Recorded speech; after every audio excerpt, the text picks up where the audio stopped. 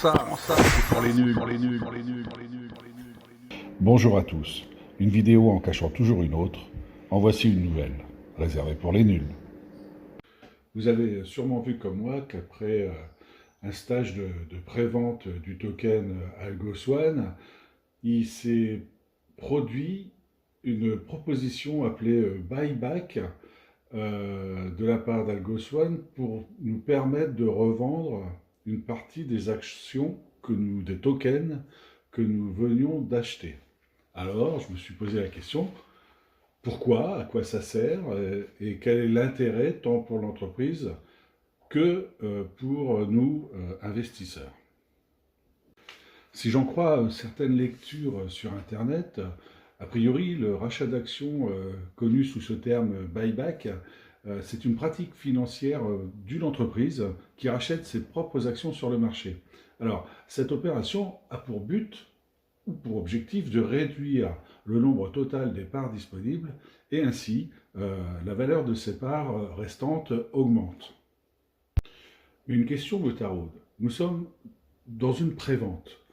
Quel intérêt pour moi d'acheter des actions, certes à faible coût, parce que là nous sommes au début de la prévente, quel intérêt j'ai de revendre à un coût légèrement supérieur une action ou un token qui peut, dans 6 mois ou 8 mois, augmenter de valeur de l'ordre de 300 à 500 fois.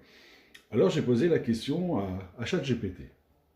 Donc ChatGPT me répond que le fait de revendre des tokens après une étape de prévente, parce que n'oublions pas que nous sommes dans une prévente, il y a plusieurs logiques suivant la stratégie que l'on veut adopter.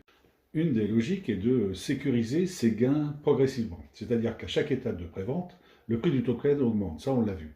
En vendant une partie à chaque palier, on récupère une partie du capital que l'on a investi sans attendre le lancement public. Il y a deux scénarios qui se détachent en conclusion, c'est que on achète tout ce qu'on peut, en tout cas selon nos moyens, et on garde tout jusqu'au bout en espérant un rendement maximal lors de la mise sur le marché public, ou alors on revend à chaque étape un certain pourcentage pour d'une sécuriser une partie de notre investissement. On récupérera donc ce capital, mais au final, le rendement, lorsque ça sera mis sur le marché public, il sera bien évidemment plus faible.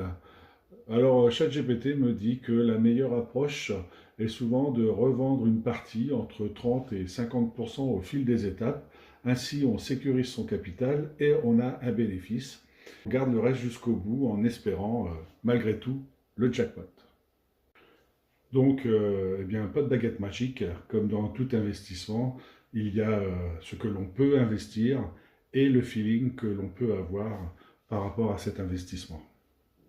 Voilà, j'espère que cette vidéo, comme moi, vous a permis d'avoir les idées un peu plus claires. Si certains d'entre vous ont des suggestions, n'hésitez pas à en faire part dans les commentaires ou par le biais du forum, je n'hésiterai pas à les retranscrire. Merci, à bientôt.